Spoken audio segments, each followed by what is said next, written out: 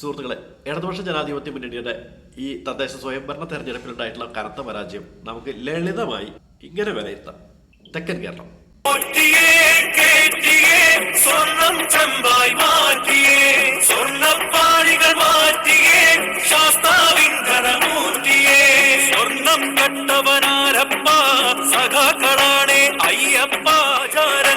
ലംഘിക്കാനായി അമ്മിണിമാരെ മലകെട്ടി അകവും പുറവും കൊള്ളയടിക്കാൻ നിയമിച്ചുള്ളത് ഒരു പോറ്റി.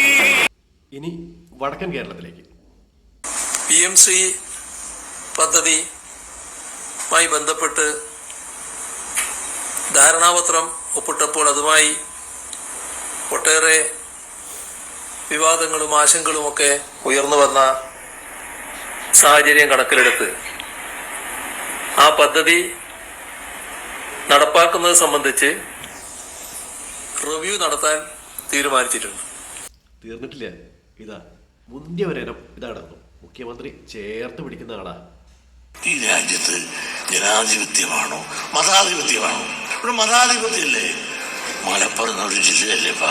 മലപ്പുറം എന്ന് പറഞ്ഞാൽ മുസ്ലിങ്ങളുടെ ആധിപത്യമുള്ള ഒറ്റ മഹാസംസ്ഥാനത്തൊന്നുമില്ല. 40ഓടുകൂടി കേരളം ഒരു മുസ്ലിം ഭൂരിപക്ഷ സമുദായമാകും. മച്ചാൻ അത് പോരളിയ